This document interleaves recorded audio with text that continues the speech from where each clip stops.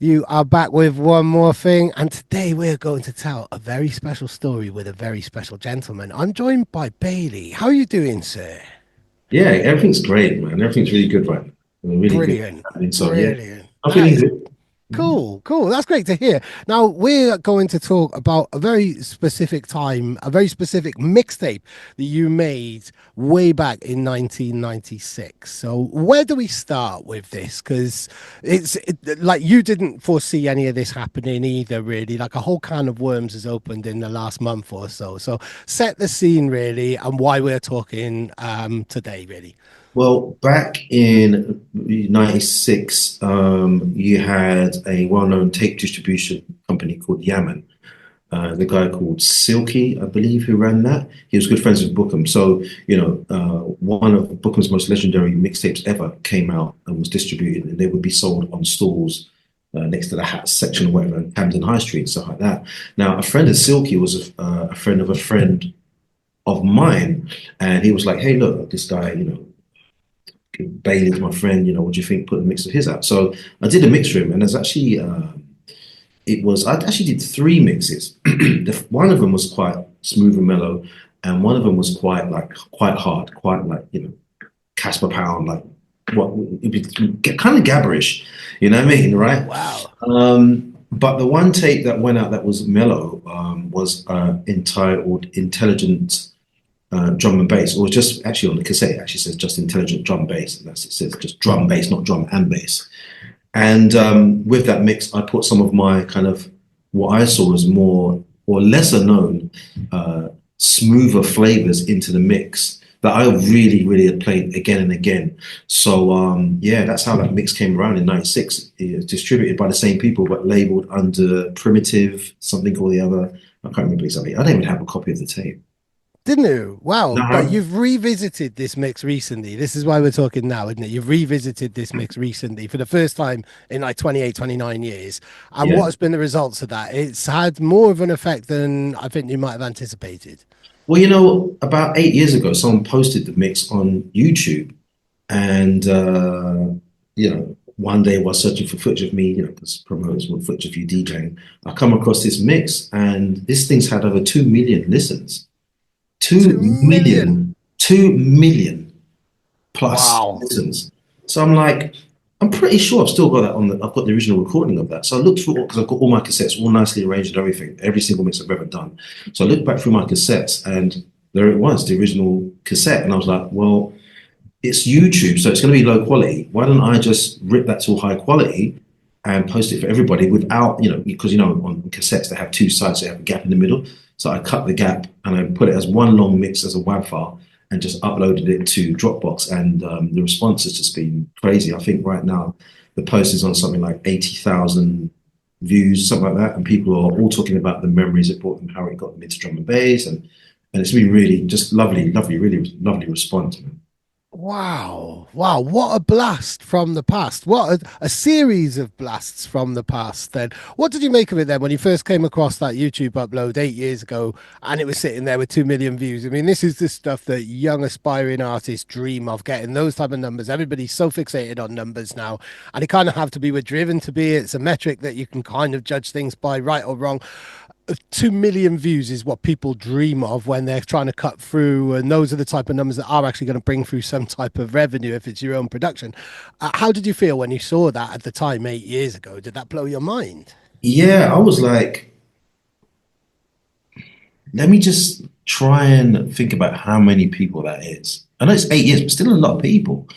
And then I was like, why? Why that mix? And then I started to think about how I put it together. And it was like an absolutely more or less selfish, purely put together for the things I can hear again and again and again, like things that really like touch me. And I think it's that element plus the element that it wasn't all the necessarily obvious tracks. There might be one or two that people really know as classics, but all the rest of it is like just you don't really know these tracks. So yeah, I think that those elements, something that came purely from the heart, is probably part of the Yeah. reason why it's touched other people like that. Yeah, yeah, I definitely I would agree with that, and I'd say a little bit more. It's kind of from that era, really. It's from a very special era that's very different. It's from an era that a whole generation of people came in to Mm, drum and bass, and it was certainly for from my own point of view, really, it was that kind of deeper, more musical, kind of jazzy sound that attracted me to drum and bass a few years before, really. But it was that type of sound that ushered in a whole generation, which yeah, then kind of started to really explore the genre and go deeper and darker and stuff. I think for a lot of people, it was an entry point for people, wasn't it, yeah. during the mid 90s? And I think what people need to understand as well that this so-called intelligent drum bass sound, which is the kind of the name for that sort of what they call more soulful side of drum and bass, which is being pioneered by Fabio and Bookham, is what led to what we have now as liquid drum and bass. This was the precursor. This is the very beginning of it. So it's kind of like liquid before it was called liquid. It was just called something else. Now, wasn't the first time that the term intelligent had been coined or been used? It's a divisive term, isn't it? Really? Did I think it was the manufacturers of the tape named it intelligent drum and bass? I don't think you titled it Oh no, intelligent I drum didn't and give that bass. title. They put it out. There was actually from that same distributor a couple of tapes where I did actually get paid for it. That may well be have been one of them. It was just my friend. I'd given him tapes. And I was like, here, because he liked the mellow stuff. He didn't really like the jungle stuff. So I was like, oh, I got this tape just for him. And next thing you know, it's on the streets. You know what I mean? But it's great though because people discovered me through it. And because of the post on Instagram on the Interbeats account, people have rediscovered me. They like, oh, we didn't know. Some people, someone said, I didn't know you were still alive. Like, yeah, yeah, Wow. I never stopped. Yeah, yeah. And people are like, oh, that Wow. was you. And yeah, it's been lovely. Before we really dive into the tape and talk about some of the kind of nuances of it and a lot of the artists who are behind it and what it really represents and the wider picture it represents, what do you feel? Why do you think the term intelligent drum and bass came about? Because even as like a young teenager at the time, I kind of had this feeling like I don't know about that name. I don't know about Yeah, calling anything intelligent in that way. yeah. Had I been a little bit more prepared before this conversation, I would have looked into the very first instance of why. But what are your thoughts on that actual kind of categorization? Well, I think it was a backlash of what was happening in the jungle raves coming into 1996. There were a lot of lovely dressed ladies and stuff like that.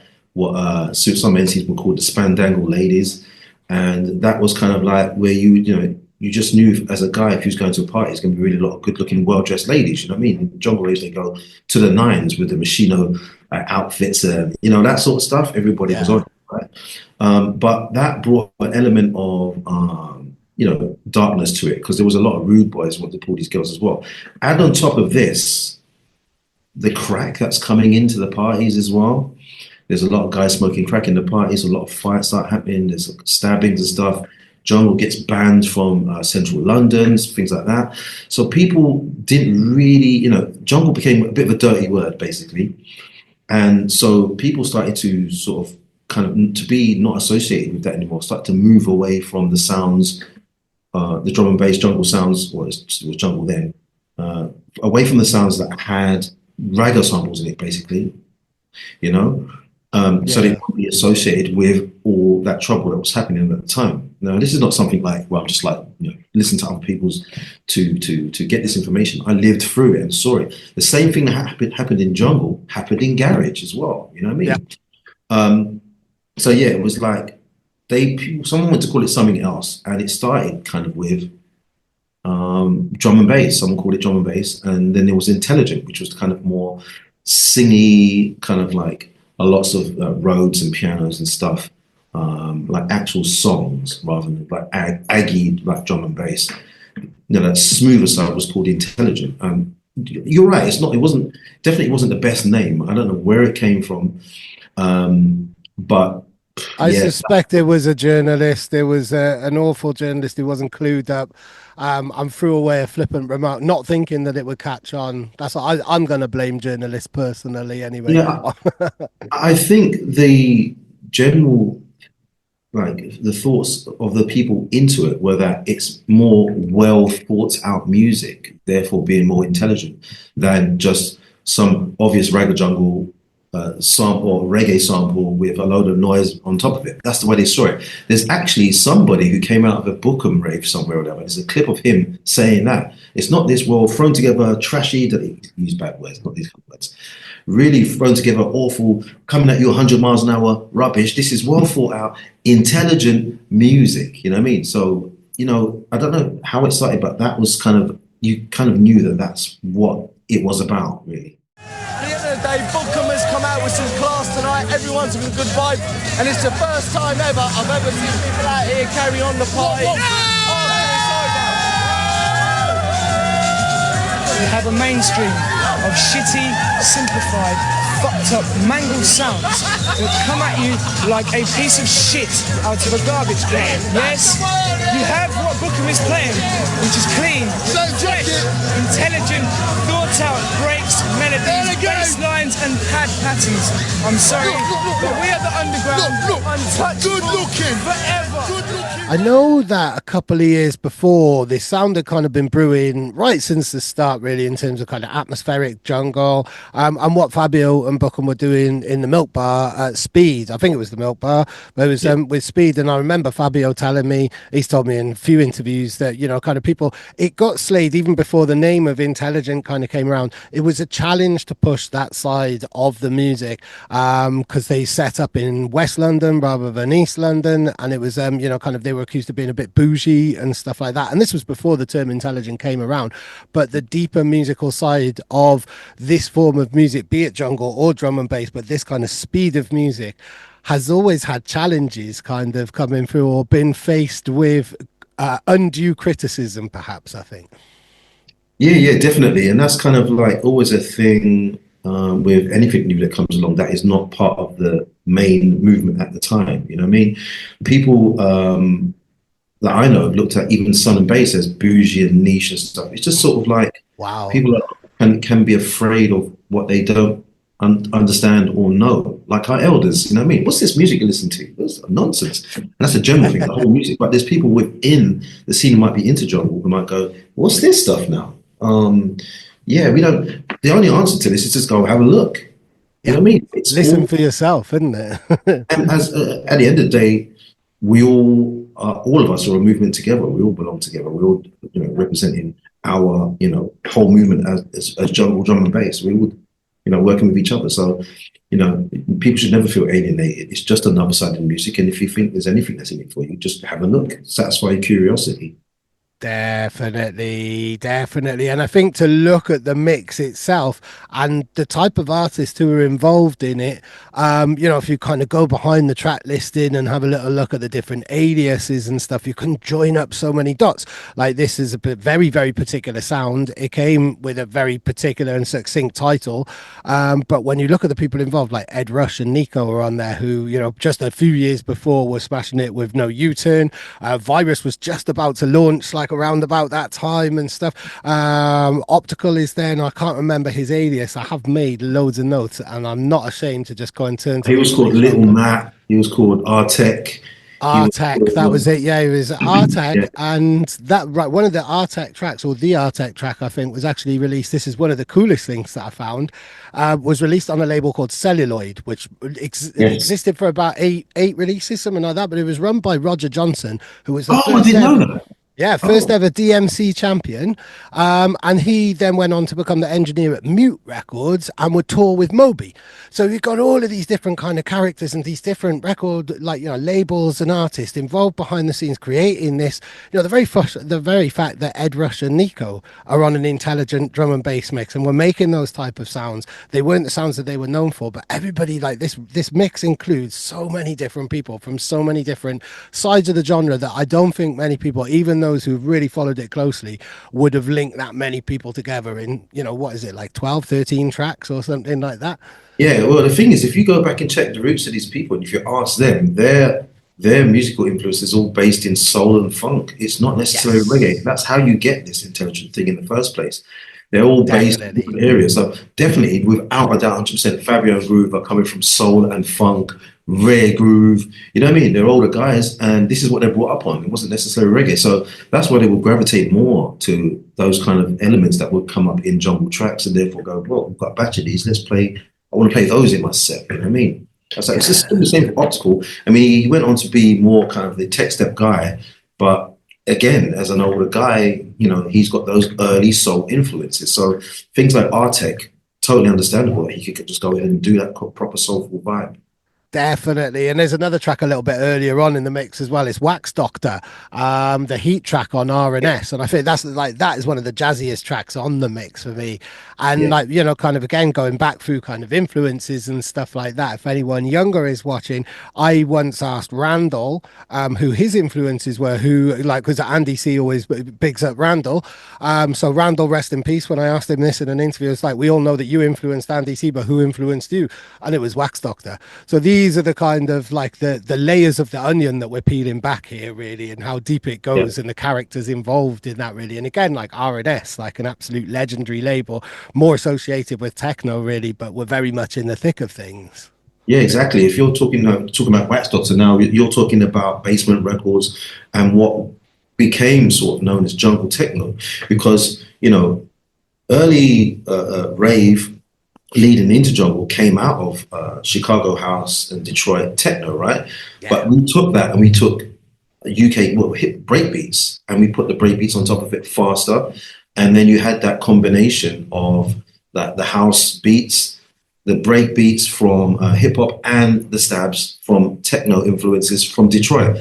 So that is the early beginnings of what, you know, the jungle techno sound was.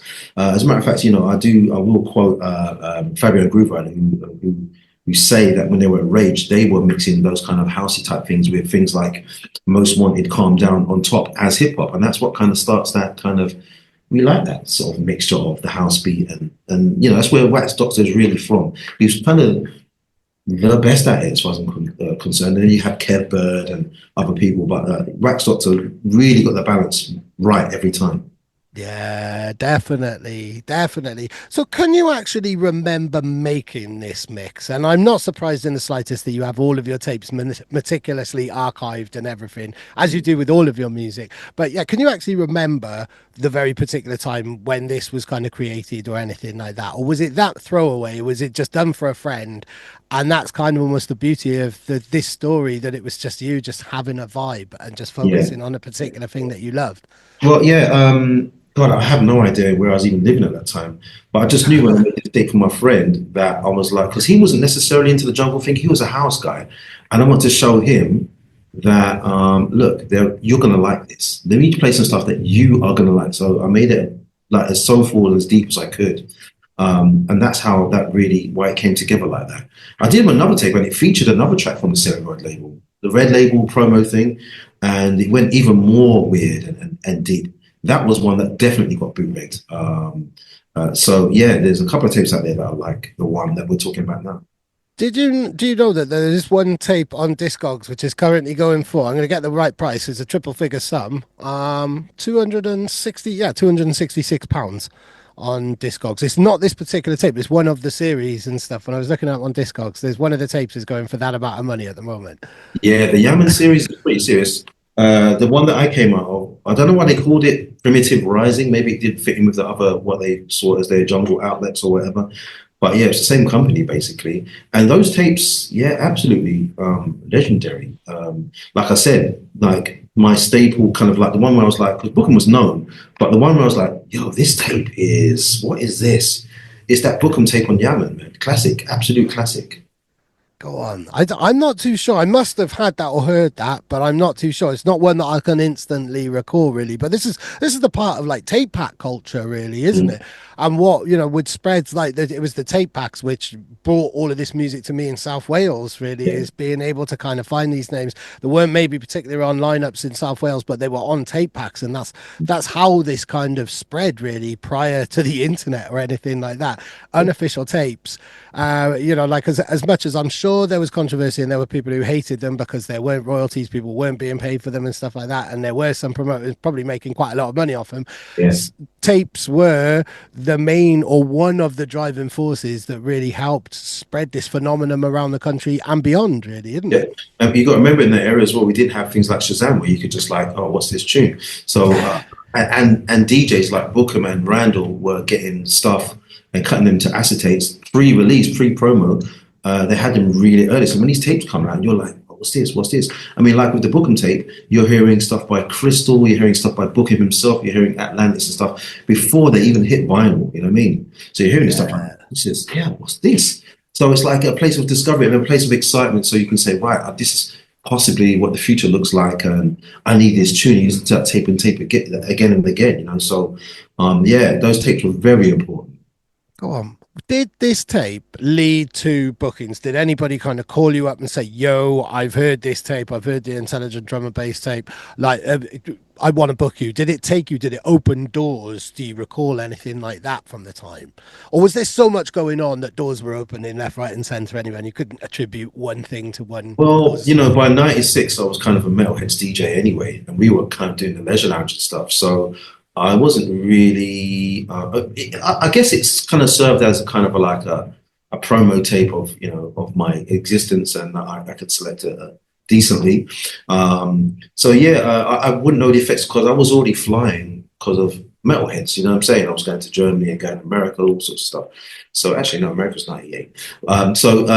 Yeah, I was kind of playing out already, so I didn't really see the effects. It's only now, years later, when I see, what, 2 million views? What? Yeah. Are you listening to that? How? What? It's a bit of a shocker, but it's great. And it's a lovely contrast as well to the kind of the sounds that you were really kind of known for at that time. Because yeah, I mean, Blue Note then would have happened around about that time as well. But was that before or after Leisure Lounge? It was after Leisure Lounge, I think, wasn't it? Blue Note was the very first. That one was the very first one. So that was the very year or first. two I think before. they started that. It might have been 95. Yeah. But by 96, they started to do other venues, and that's when Chemistry and Storm said to Gotti, hey, look, there's this guy over here, you know, let this guy, you know, he should be playing. So that's when I became a resident back then. So it was like round about, I think maybe, yeah, the tape was just during that time when I was coming into Blue Note. I was going there anyway. So yeah.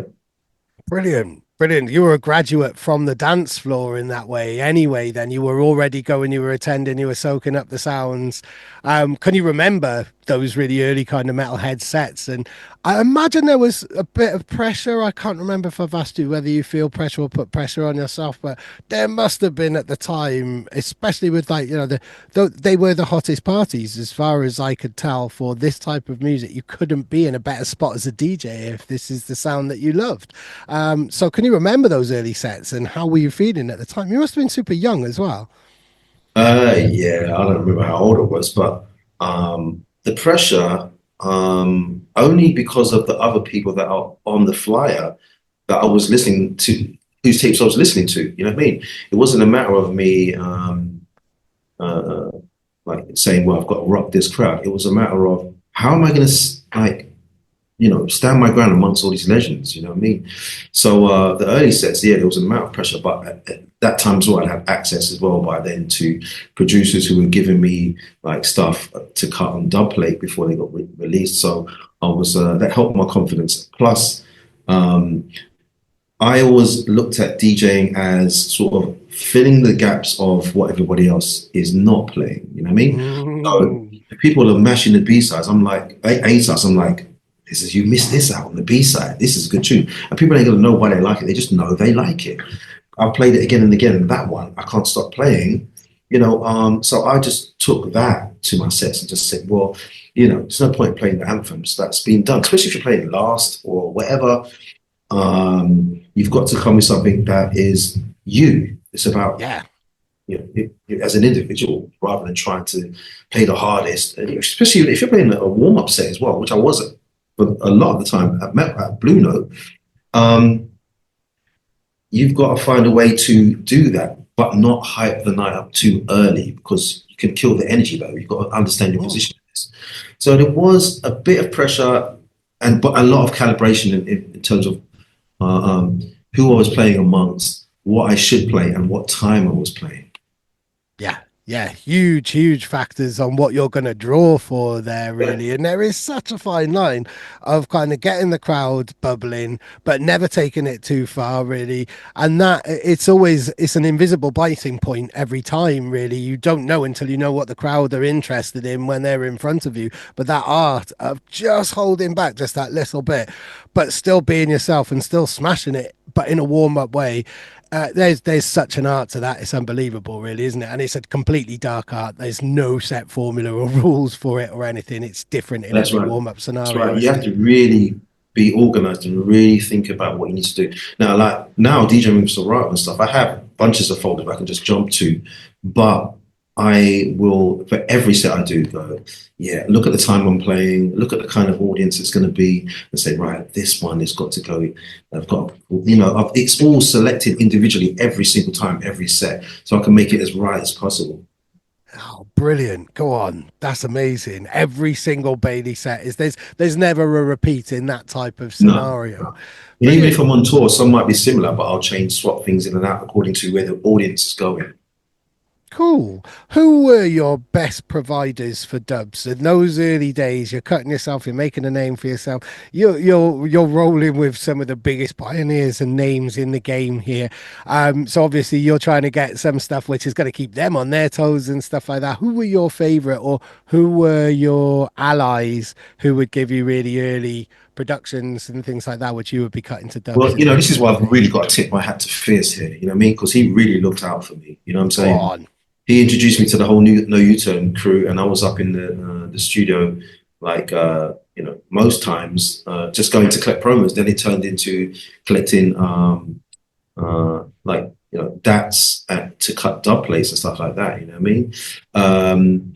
Who else? It was mostly those guys. And then he was Danny Breaks was looking after me a lot. Really gave me some nice tunes off for the Drop In Science label.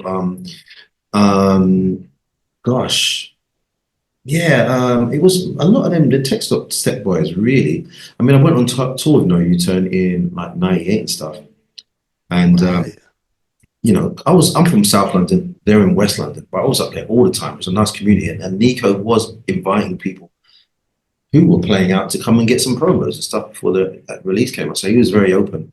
So I was supplied heavily by those guys mainly. And there were other people, and that's through the community that was known as Music House. You meet people down there, oh, you're Bailey, you play that thing. Oh, yeah, listen, Leon, there's a DAT here. Let Bailey, cut that thing. It's a bit like that. It was never any kind of really, it was just phone calls, and people would leave DAT tapes at Music House, and you say, Leon, Kenny Ken's left this here for me. Can I cut that? Yeah, cool. He's dug it out. Just like run the dub for you. There was some Ram Records dubs as well. Bad Company, D Bridge, and those guys would let me cut a lot of stuff as well. Yeah, it was a variety of people. It's a situation whereby you see them like now, you see them in the clubs. Oh, I've got some new music. Oh, yeah, cool. Yeah, send it. And yeah, you just go down Music House and cut it. Yeah, I always think of, I'd never got to go to Music House, but I've painted this imaginary picture in my mind of what it was like, having done so many interviews with people and talked about that era. But one thing that always stood out, I remember talking to Andy C about it, and he's talking about when someone would leave something, or people would be like, yo, I'll have a copy of that. And sometimes you weren't at the position to get a copy of something. You had to wait a little bit. And even Andy would have to wait sometimes in his early days. And can you remember anything like that where you had to kind of swallow your pride and swallow your ego a little bit, and there were certain tunes that you would see going to certain people who you couldn't quite reach during those days? That kind of that feeling that you're almost there but not quite there and stuff like that. Like, I imagine it was quite sensitive politically sometimes, because certain DJs would get certain tunes because they were higher up the bill, as simple as that, really. So there was a kind of structure or a tier system in a way, like. Well, not really, because the thing is, when you hear a tune cut in Music House, unless it was someone really distinctive, like Dillinger or someone, you didn't know whose track it was. You didn't know. What would typically happen is someone would be cutting, and someone like, the only way, yeah, this is how it would really work. I might be cutting something, and someone who's like an Andy or Randall might go, who's this, man? You know what I mean? I'm like, oh, this is Ed Rush or whatever. Then they make the phone call. I mean, I've spent ages talking to these guys, going down there, getting to know them, bringing the tracks physically, like on the cassette or that tape to Music House, and then someone goes, "It's who? Oh, listen, Ed Rush, listen, blah blah blah." And then it's like, "Leon, run that one again for me. I just spoke to Ed Rush." You know what I mean? It's like, "Oh, bro, I'm doing all this work for what? For you?" But still, it wasn't so many run that it was just one more, no more than two more. Because there's a big queue up there. So only in that way did I feel the hierarchy. You know what I mean? But there are, again, there's other levels to this as well. So if Groove Rider turns up with a Tesco bag of Dats, he's cutting the queue. He's gone straight in. The door shuts because usually the doors are open. He's got 2 rooms that are open and people can just sort of wander in out and stuff like that. Groove Rider walks in with his bag of like Tesco's bag full of like Dats. He goes in, the door shuts because he's got, no one can hear what he's cutting. No one's allowed to hear that. You know what I mean? So That's what I was going to ask, because it's quite open then. If everybody can hear what everybody is cutting, then Yes, the everybody doors are kind of open. knows what's coming up. But then Yeah. that's where the hierarchy is. Then that's when like the biggest dogs. And I know David Rodigan was quite famous for this, and he would cut in ahead of everybody else. And there were kind of key people really who were able to just jump the queue in that type of way and come in with a big bag. And that's when the doors. That's where not everybody is going to hear everything really, I guess. Yeah, well, see, Rodigan's different because he was down there cutting stuff before Jungle arrived over there. Yeah, So they're going to look after him. So that's understandable. I posted a bit of footage recently, and apparently Rodigan didn't even know he was cutting queue. He just knew there was these young guys hanging around, and Liam would just go, "Hey," or Chris or someone would just say, "Hey, come," and just let him straight through. You know what I mean? They look after their people. It's a good thing. Yeah, definitely. I mean, it was a community hub. It's almost become a cliche to kind of say that, and I wasn't there, so but from everybody saying this in interviews, this was where people connected, wasn't it? Much more than you ever would in a club or anything. Although something to jump around a tiny bit, something that I really admire from those early days and in the 90s and when it was just starting, is how DJs would pass through and would go and check each other's sets. And certainly kind of talking to a lot of DJs from those early times, maybe a little bit before as well. If you were passing through on your way home and like, I don't know, Buckham was playing a 6 o'clock set, and you were in the area, you'd pop your head in and go and check it out, say yo. And I don't think that doesn't happen in the modern world now for lots of different reasons, and not all of them negative really. The world carries on, everybody's really, really busy and stuff like that. But I think there was that type of those little community moments, Music House, and those moments of just, oh right, yeah, Randall's playing down there. Let's go and check him out, after your set or in between other sets and stuff. Yeah. Sorry.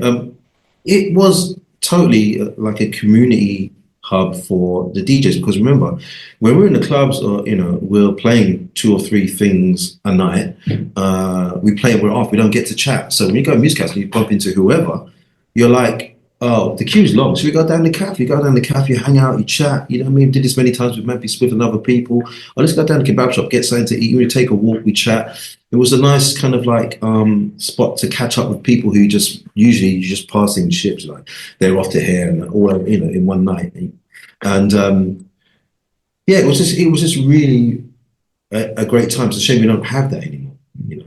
No, I think these eras happen in any particular movement and it's as it's still forming really, and then when it's away and everybody's doing their thing, it's become more of a kind of a process which people follow into it. It's the lack of time really that most people have, I think. Well, what I really enjoyed about the mix and something that really, really stood out about the mix and just about anything from that era, like you look at the kind of track list, it's like, hold on, am I missing half the track list here? Like there's only 15 tracks or 12 tracks. Things were played out. Now, I mean, I would quite often, when I was mixing kind of those type of records back then, I'd play on a PlayStation for the 5 minutes while a tune was playing out and then get back up and mix a tune and stuff. Like I like being busy behind the decks, but it's that sense of space. It's that sense of not being hurried in any way. You're not just going to mix in another tune because the next one's going to be wicked and the next one's going to be wicked. You let the music play.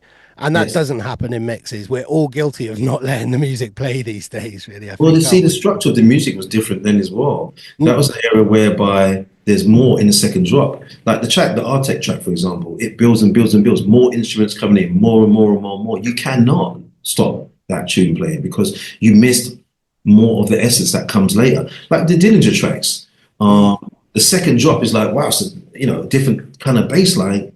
So those days you kind of really had to play those tracks out to hear, to get the full, you know what I mean, the story of the track. Definitely, definitely. Were you, I mean, are you a busy DJ anyway? What do you do, or what did you do back in those days when you would let the tracks out? Like, I'm more asked from a personal point of view because I get so self-conscious if I'm just standing there and a tune is 7 minutes long and there's 5 minutes of it that I'm not. I guess you're looking around in your record box and stuff like that, really chatting Yeah. to people around you and stuff. Because also back then we didn't have phones, we weren't lurking on like social media or anything like that. Yeah. Attention spans were very much different, I think, because as Yeah. a result of this. You know, even these days, there's a lot of parameters, you know what I mean? It's, it can be, you know, okay, this, I've gone this journey, I've got to this point. What is the next best track I can look and play that's going to sound good on this sound system? Because the sound system may not have much bass. The venue might not be as full as you expect it to be, so you've got to think about that. You know, was it raining today? What's the social climate? How's everybody feeling? You have to really gauge and look up and see who's reacting to what as well. There's so many things that go into it, but I'm looking and thinking about the ultimate next track I can play after this one. You know, is that what I was doing? Was that working? Do I need to change direction now? You know what I mean? Am I playing too hard for too long? Because it can just flatline. Let me just play a little mellow one. You know what I mean? I'm thinking like this. Okay, well, okay, I've done this. Okay, right, this one, this one. Then you run out to me, go, damn, I don't really want to play this one, but this is the best I can do for now. You know what I mean? And you might just play a track and you're like, I wasn't expecting that response. You know what I mean? But they're going for that, so I'm going to go and play more of that style now. You know what I mean? When I toured Australia recently, you know, I made hundreds of phone, well, not hundreds, that's exaggerated. I made a lot of phone calls. I was like, listen, I need some tunes. Benny, you got some tunes, you got some tunes. I went, sure, I got all the newest things I could find. I went over there and I said, let me just, because I love the aiming, I love the chopping style. So I said, let me just drop one of those. They went nuts, absolutely mental. So I was like, oh, really? Okay, now I've got more of this over here. So I started playing more of that stuff. Now I've discovered going around Australia that they are really, really into that sound right now. You know what I mean? You've got to be prepared not to sometimes do the things that you thought you were going to do. And this is, I asked a couple of promoters, I said, no, these people are really going for these choppy breaks. What's going on here? What? They said it's Rupture, the influence of Rupture. You know what I mean? Double O and Mantra. That everybody into it. So yeah, man. You've always got to be. Yeah, you've always got to be really aware and take a look, and sometimes you feel like, you know, it's good that you're used to these things, but I've got something I think you really need to hear. It's a DJ job to push something, just try and see how they respond to it, because you just never know, man. Yeah. I mean, that is the art of DJing. You just totally articulated the real art, the nuance, the psychology of DJing there, really. Which track, when you return to this mix, is there any particular track that really stands out as a Percy or something that when you look back at this mix and think, fuck, I slept on that tune. I probably only played it once or twice back then and moved on and stuff. Are there any that really kind of stand out to you, jump out of the track list, and you've either brought back into your sets now or really kind of reconsidered your relationship with them or anything like that? Well, I do really love the Mastermind tracks on it, you know what I mean? But also I have to go back to the Artec track by Optical, because years later, you know, when I knew him for doing certain things and listening to that, I didn't know it was him then. We didn't have Discogs or anything like that. And I was shocked, you know, that he could be that musical, sadly, you know what I mean? Because it really, the instruments that are in it, like there's clarinets and all kinds of instruments that musically it develops and it gets stronger and stronger as it goes on. And I just had no idea that Optical was capable of that sort of stuff, you know what I mean? So that is just, right now it's playing in my head, you know what I mean? Because it's just the musicality of it and the instruments, and just as a piece of music, it's really quite special, you know. That's a really slept on tune, man. Just the drums, the amount of elements in that track, but it all just sounds just really well put together, really well arranged. So that's kind of like the one I really do remember, you know what I mean? I'm suddenly picturing an alternate universe where Optive went musical, really, in that optical, sorry, went musical in that way, and didn't link up with Ed for whatever reason. Virus didn't happen, and he created a kind of precursor to, I don't know, like what Hospital would have gone on to do, what Creative Source were doing, and stuff like that. If optical had might have gone that kind of way instead of going down the Virus way. But I mean, I wasn't that surprised that he was that musical because he's engineered for so many different people and he's produced for so many different people that his fingerprints, like, you know, there's so often you're looking at an old track and it's like, who's behind this then? And you see his name, it's like, right, of course, Optical was involved in one way or another. So it didn't surprise me that much, but I wish that he'd made more of that type of music in that way. Yeah, I mean, his production levels go into insane levels, man.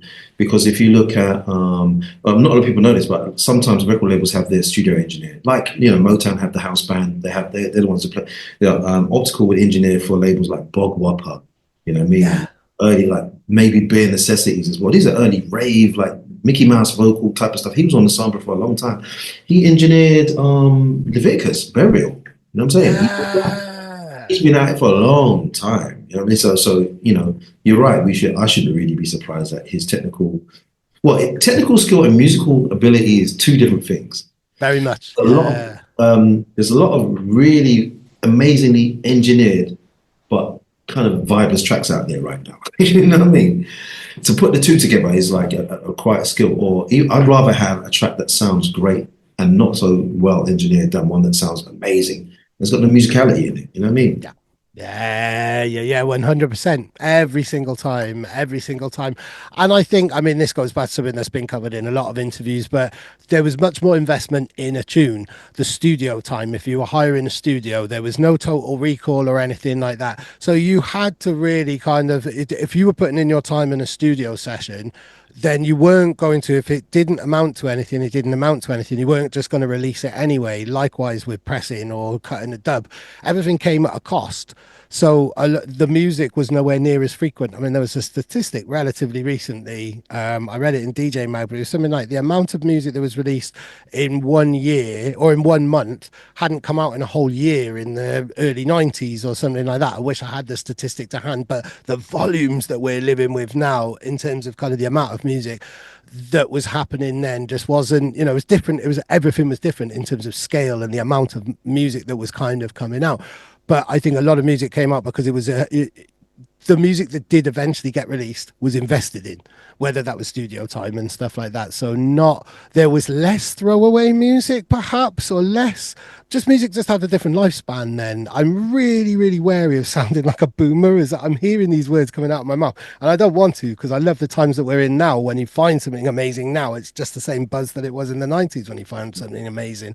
But I think it was a different set of criteria when deciding to put music out into the universe.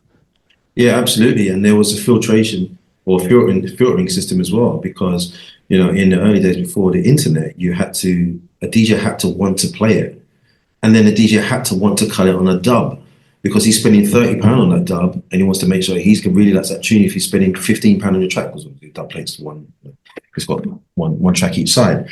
So there was that. And then there was kind of like, through that dub plate system, DJs playing it, how the crowd was responding to it. If that tune was blowing up, there was so many tunes, we know this, just thousands and thousands of tunes that did not come out because they weren't received well on dub play. You know what I mean? Yeah. So once they kind of people knew that this is working in the clubs, well, then you see the promo come out, the tune gets released. Now, producers can record in their bedroom and release it straight to wherever the outlets are. So there's way more stuff to trawl through. There's good and bad with that.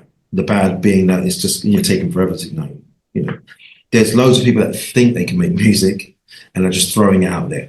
And then there are the ones that are making tunes that I like. And, it's harder to find because you've got all this stuff around it. But it's great that everyone has doesn't have to deal with that whole hierarchy situation where, we need groove riders players for it to be a hit. You know what I mean? You know, they needed that access, but you know, the backlash of it is there's so much music out there. that also isn't good alongside the music that is good. So it's hard to find stuff. But it's also exciting as well, because like when I do hear something like, wow, who's this? Never heard of them. Wow, it's exciting to find stuff, you know? Yeah. Yeah. Especially then when you realize that, oh, right, okay, they've had quite a few years of releases. And then suddenly you've kind of tapped into this whole other source of music that you didn't even know existed. And Yeah. it's a lot easier to play stuff of like a set, which isn't dubs. It's all released music, but because there's so much of it out there, it sounds like dubs to people because it's still fresh, because it's just not reaching enough ears. There's not enough hours in the day. So back to this mix now, and back to why we're talking right at this specific moment. You've never actually played a set like that tape. You've never done an intelligent drum and bass set out and about in clubs or anything. I believe you're about to play your very first one, aren't you? Yeah, that's right. But for people that don't know, it's been like about a year or so. I've been doing these Interbeats events, Mm. and I've realized that in '96, obviously I was a metalhead DJ. I'm playing more darker. I've never played a full set of intelligent drum and bass at all. And having considered the response for this tape, I'm like, well, I should really just do that. You know what I mean, do it in a club and do it extended. I'll probably do 2 hours of this. There's like years and years of it to cover. So February the 8th, I believe, at the Notting Hill Arts Club, and Kino and Notting Hill Arts Club are coming together to do a series of nights. The first one is me, Interbeats. And I'm like, look, I mean, everyone else might be playing new. I'm going to play my intelligent stuff. And it's not going to be as laid back as the tape, but it will be very musical and very kind of, wow, what's this? You know what I mean? Like things like Pesce, God, I'm singing to you, whatever the track was on Good Looking, you know what I mean? I want to play stuff like that. You know, it's stuff that's got pace on it, but still very, very soulful.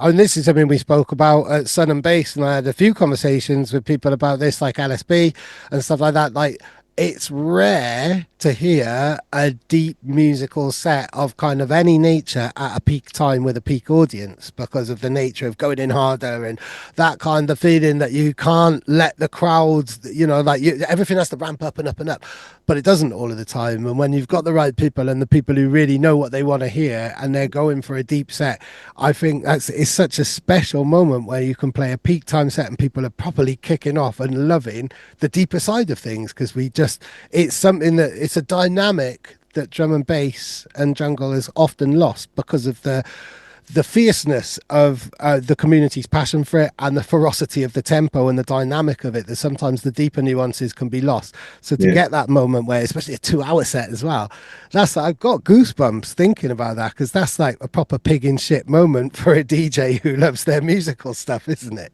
Yeah, it gives me a time to spread my wings and go as deep as I want with it. You know what I mean? Yeah.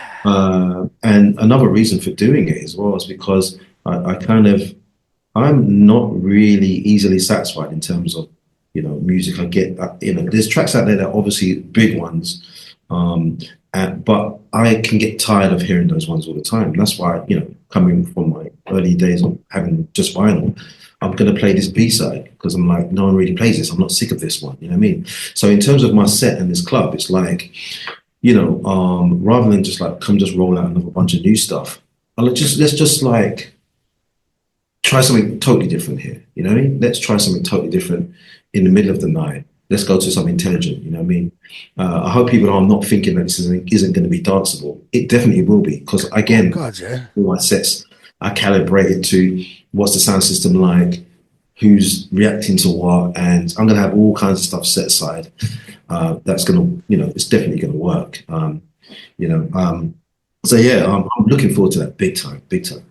And there's proof it works, because Bookham exists, and Bookham has always been in a league of his own. Because when I was just thinking about that, and I was thinking of the times where I have heard a deep set and I have kicked right off at 11 o'clock in a massive packed arena at Hospitality in the Woods or something like that, it's usually Bookham or Fabio who have stuck to their guns and played that type of set. But especially Bookham, he's proved that this type of music can live in its own world, that it's incredibly danceable, and it taps into the oldest sources of all of the music that's been sampled in jungle drum and bass forevermore.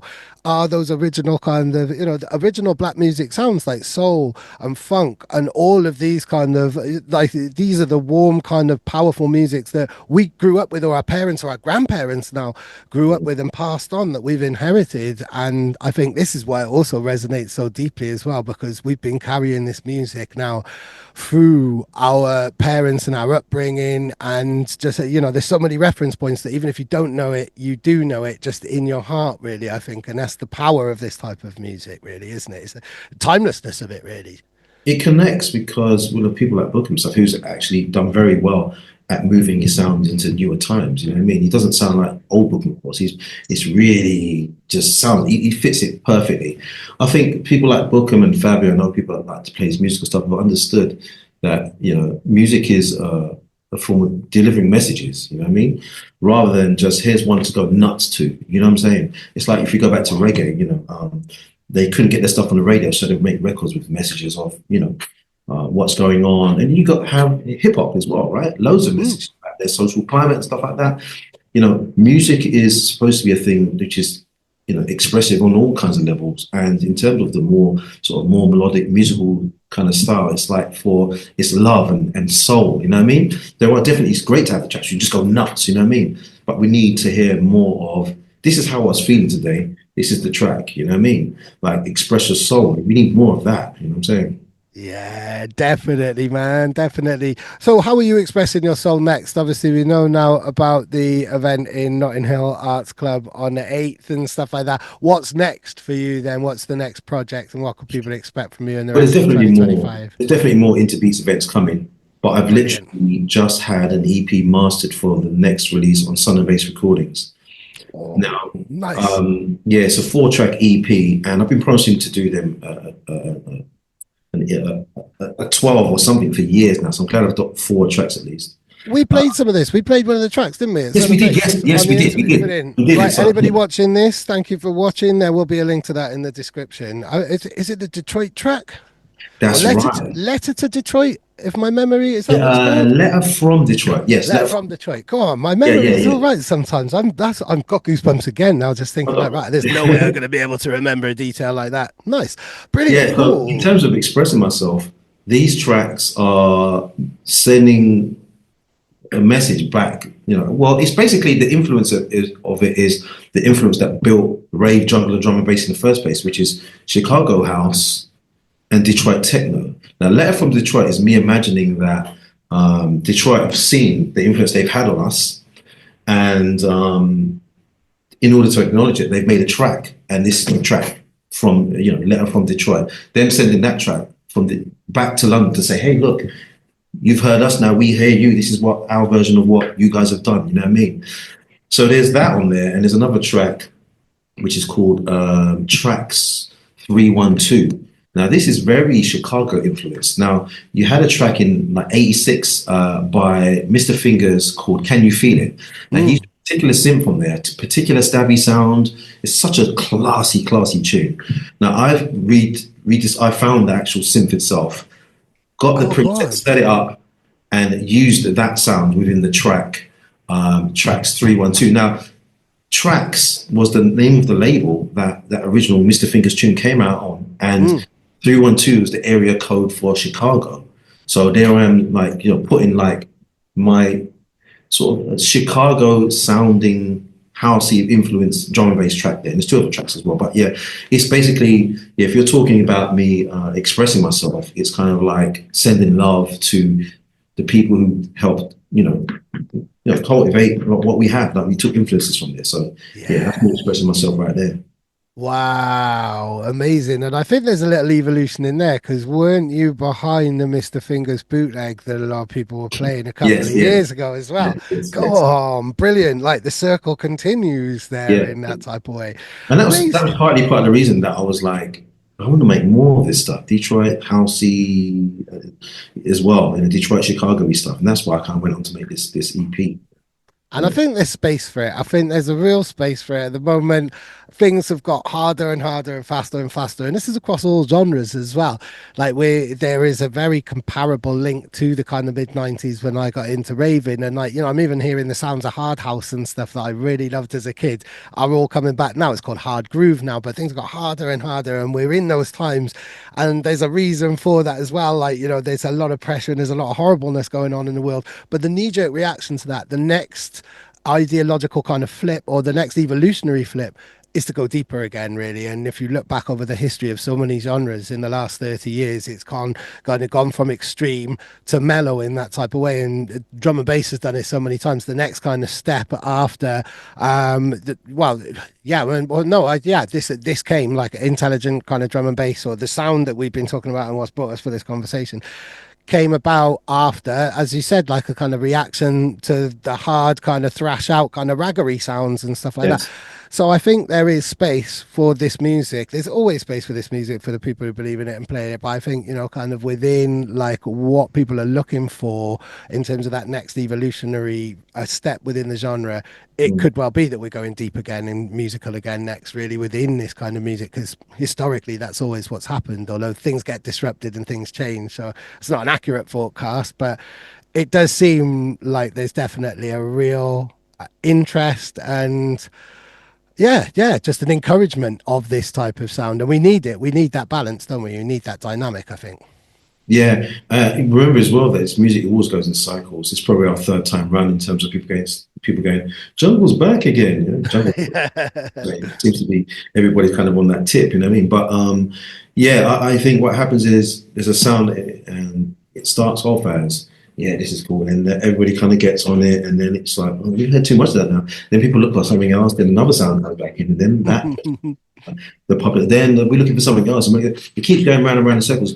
But the good thing about it is that none of these sounds ever disappear. You know what I mean? You think Rupture were like kind of like that? What they were doing wasn't popular. It wasn't popular. It's just by sticking by it and building up a community. Now it's like, oh yeah, the Rupture sound. It's like, you know what I mean? It's like it's 19 years old. Like, if you don't want the Rupture, there's going to be someone. I don't even know if there's someone who's really doing an intelligent night, but that may well come up now. Someone just go, well, we just need a bit more of this. Where are the liquid nights? Where are those? There's not many of them. You see what I mean? So it goes in cycles, and when things blow up, people tend to go, oh, yeah, it's just kind of saturated now. I want to find something else. So it's just cycles. I just see it as cycles. Yeah, cycles of inspiration, really, and people looking for freshness. And long may those cycles continue, really, and long may we be having these type of conversations. I know this could carry on for a very long time, and there's loads of history I could learn from you. But we've got to cut this one short now, as we both have things to do. But thank you so much, and best of luck. If I was in London and I was available, I would definitely be coming down on February the 8th. But I hope that goes well, and I know that I'll bump into you very soon in 2025. Yeah, thank you, Dave. It's been a pleasure, man. You're just good at this stuff, man, naturally. So it's a blessing to be talking to someone who really understands what this is all about. And I just want to end off by saying that, how proud and I am of the fact that we still exist, this scene. Yeah. I mean, there's been many things come out of the UK that haven't kind of lasted like this. And here we are still talking about it. It's the greatest thing ever, man. Greatest thing. It's worldwide. All kinds of places that I've never thought it would go to. It's in. So I'm very proud of this. Yeah, go on. You finished off with another little ripple of goosebumps. Brilliant. Thank you so much, Bailey. I'll see you soon. Man. See you soon. Excellent. There we go.